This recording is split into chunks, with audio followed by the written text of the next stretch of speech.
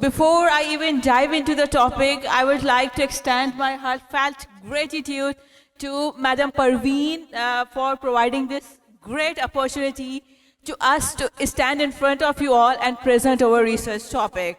And audience, thank you. It's a great pleasure to have you all here today. Thank you very much for being here. So my brief introduction you could see on the screen.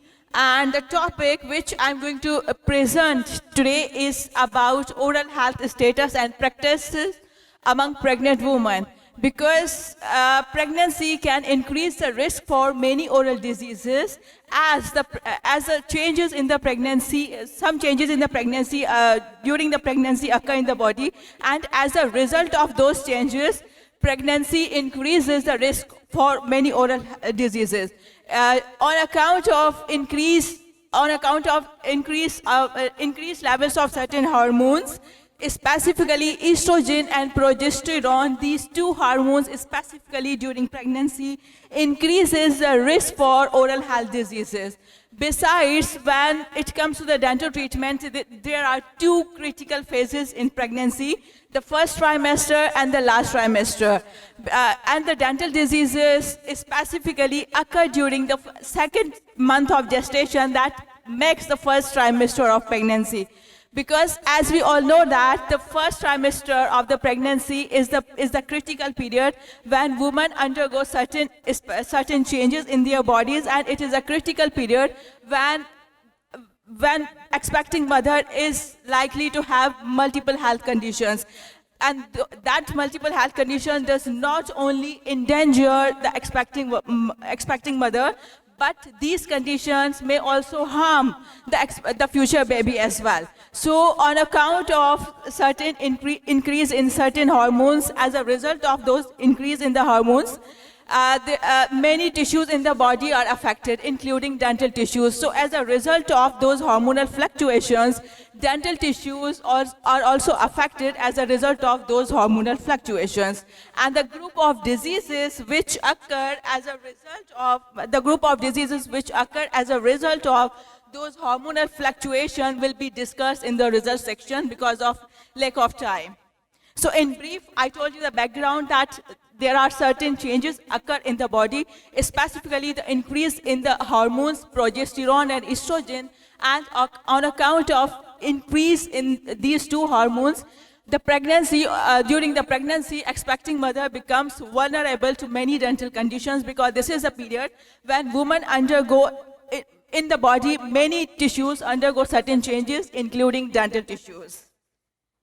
So the significance or the importance behind my study is that, as I mentioned in the previous slide, that pregnancy makes women vulnerable to many diseases, and along with that, we come across many myths about the dental safety during pregnancy, and as a result of those myths, pregnant women may neglect their oral health or may receive less dental care. So one of the goal of this study is I put an effort to clear out those misinterpretations, also to emphasize the importance and the safety of dental care during the pregnancy. In addition, when I started out working on the topic, I saw there were many women who hesitate to receive antenatal oral care, and so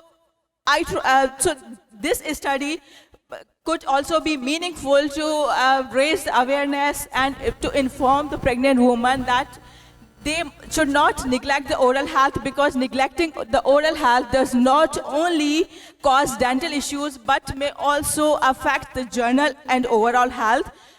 And neglecting oral health does not only cause the dental issues to the mother but also endanger the future baby, because it may cause premature birth, low birth weight, or even preeclampsia, and so on.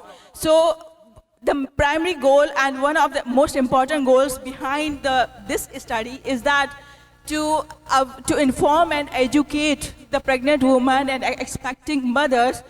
They should not neglect their oral health, also to inform them about the safety precautions to keep their oral health maintained. So the objective of my study was to evaluate the oral health status of the pregnant woman, also to evaluate the level of knowledge they had regarding the maintenance of their oral health. The methodology included, the study was conducted at Kotri, Bilawal Medical College and Hospital, Kotri. And the type of study was descriptive cross-sectional design. And the study period was 6 months, and we interviewed a total of 120 pregnant women. And the sampling method was non-probability convenience method because all the pregnant females who showed up to the OPD were interviewed and included in the study. Dr. Saba, excuse me, please skip your slides and come on the results. Okay, ma'am. And these were the, come to the results? Yes. Okay. Show your results. Okay, so because I included total of 120 females in the studies, amongst all 120 females, most of the females, their age were ranged between 26 years to 35 years old, and most of them were illiterate and belonged to rural areas, and most of them were housewives and belonged to destitute families. And according to the oral health problems amongst all 120 females, 29 pregnant females or 24% of females had normal oral cavity.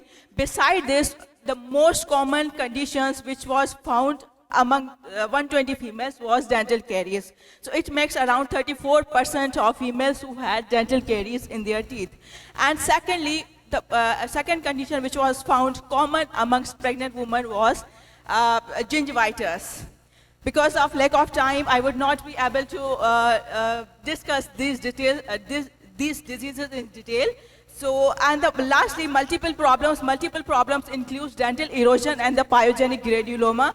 Because these conditions I did not record separately because these conditions needs to be recorded and these needs to be measured. So it was not possible to include it here. And according to the level of knowledge, I assessed most of the females brush once a day, and most of the females had, and luckily most of the females had knowledge about maintaining good oral health. They just knew that brushing once a day keeps our oral cavity healthy. And most of the females, they absolutely had no concern towards their oral health. So discussion, because of lack of time, I will not be able to focus on each and every point of discussion. So in the last point... Please show your conclusion. Just a minute now. And the last point, all right. So here I conclude that pregnancy makes women more vulnerable to dental diseases as a result of changes in their hormones and changes in their behaviors such as eating habits. Yesterday, Madam Parveen Ali discussed about, she highlighted the importance of networking in healthcare and networking research. So these kind of problems need multidisciplinary and multiple strategy approach, because these problems cannot be solved by any single department. So all healthcare professionals, including primary care, pediatricians, maternity and oral health care, especially nurses, you guys are the backbone of the medical care. So we all need to work together to combat such issues. So to overcome these issues, we need... Thank you very much, Dr. Saba. Time is over. Thank you. Thank you very much.